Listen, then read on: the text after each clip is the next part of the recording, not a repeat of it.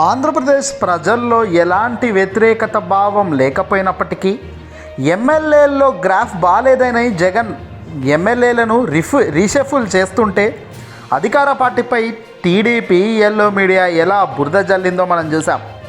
ఇక సినిమా ఇప్పుడే స్టార్ట్ అయింది. తాజాగా తెలుగుదేశం పార్టీకి షాకుల మీద షాకులు వరుస పెట్టి తగులుతున్నాయి. ఇప్పటికీ అసలు జనసేన టీడీపీ ఇద్దరు కలిసి కూటమై అభ్యర్థులను ఖరారు చేయకముందే సీనియర్లు పెద్దలు టీడీపీకి గుడ్ బై చెప్పి వెళ్ళిపోతున్నారు.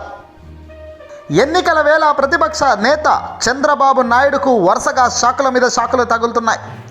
తెలుగుదేశం పార్టీకి తాజాగా రాయపాటి రంగారావు రాజీనామా చేసేశారు.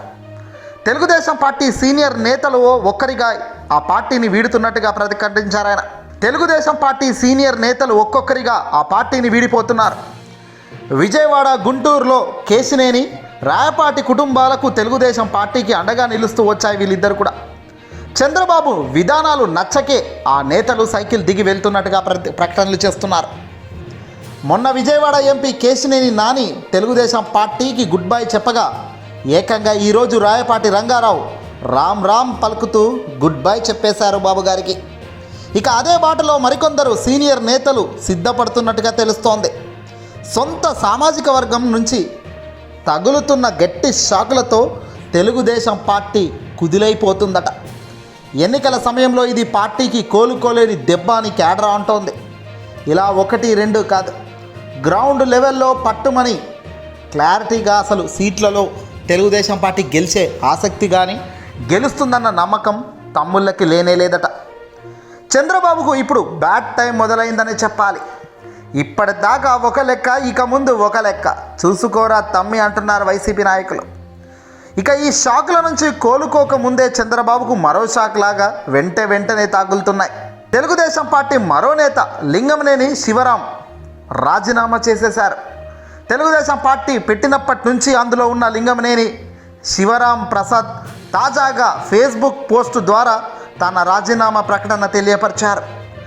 ఇక్కడ ఏపీ ప్రభుత్వానికి వ్యతిరేకంగా చంద్రబాబు పలు పిటిషన్లు వేయించారని, కావాలని కుట్రపూరితంగా చంద్రబాబు తీసుకుంటున్న నిర్ణయాలకు పూర్తిగా ప్రజలు ఆగమవుతున్న సంగతి ఇక్కడ ఈయన చెప్పుకొచ్చారు. చంద్రబాబు గారితో ఇన్నేళ్ల కాలం ప్రయాణం ఇక ముగింపు పలికే దిశ అంటూ వాళ్ళు సంచలనంగా ఒక్క దెబ్బకు అందరూ కూడా గుడ్ బై చెబుతున్నారు. సిట్టింగ్ ఎంపీ కేశినేని నానినే కాపాడుకోలేని చంద్రబాబు అసలు పోస్టు లేని వాళ్లకు తమ్ముళ్లకు ఆదుకుంటాడా చెప్పండి. ఎంతో గాలిలో గెలిచిన సత్తా కొందరు. 2019 జగన్ వేవ్లో టీడీపీలో గెలిచిన వాళ్లకు ప్రాముఖ్యత ఇవ్వాలి, కానీ చంద్రబాబు ఇవ్వలేదు. పైగా కేశినేని నానినే ఇబ్బంది పెట్టే పరిస్థితి తీసుకొచ్చాడు. ఆయన కుటుంబాన్ని ఆయనను దూషిస్తూ టీడీపీ తమ్ముళ్ళు టీడీపీ క్యాడర్ ఎంత దారుణంగా తిట్టారో కూడా చంద్రబాబు చేయించిందే ఇదంతా కూడా. ఇవన్నీ మౌనంగా భరించిన కేశినేని నాని తాజాగా ఆయన ఆ వైసీపీ పార్టీలోకి చేరడం, చంద్రబాబు దొంగ పనులన్నీ చెప్పుకుంటూ రావడం తాజాగా ప్రజలే ఆశ్చర్యపోతున్నారు.